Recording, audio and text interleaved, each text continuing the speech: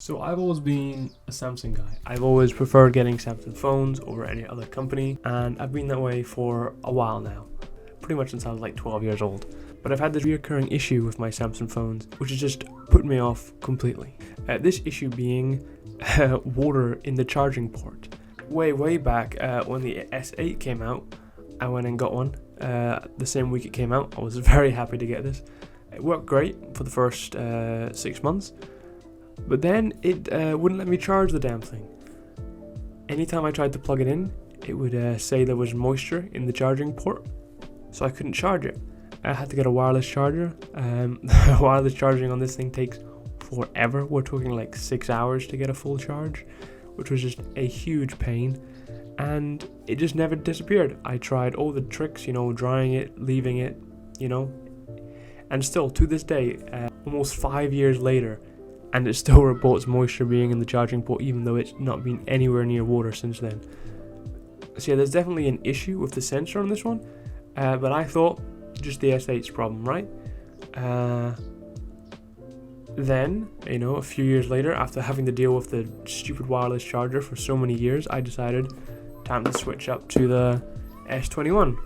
I thought there's no way that 4 or 5 years later there's still going to be the same problem on a new phone. But lo and behold, 6 months into this one, I took an underwater photo of some fish. Why not? Came home and moisture in the charging port. I thought, fair enough. It was in the water a couple of hours ago. I'll leave it to dry. So I left it sitting upright on a towel. Thought it would dry overnight. Nothing. Next morning, plugged it in. Moisture in the port. I thought, okay, I'll try the hairdryer. I've seen people say just blow a hairdryer into the bottom for a couple of seconds, dries it out. Did that 2 or 3 times, still moisture in the charging port. So I had to go back to using the wireless charger. I went and bought myself a better wireless charger so I can charge it up in 2-3 hours now. But it's still a pain. Just being able to plug it in anywhere and everywhere is so much easier.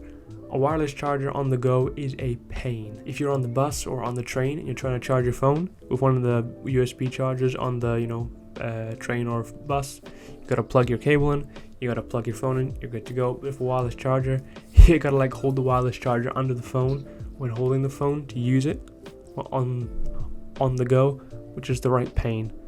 So for that, I don't think I will ever be getting a Samsung phone again, just for the fact that it didn't happen once, but twice.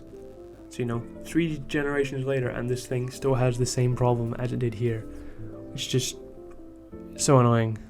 Again, not the end of the world. Who knows, maybe if I contacted Samsung they'd fix it or something. But it's one of those problems that isn't a big enough issue to it's not a big enough issue to go out of your way to solve it. It's just a pain.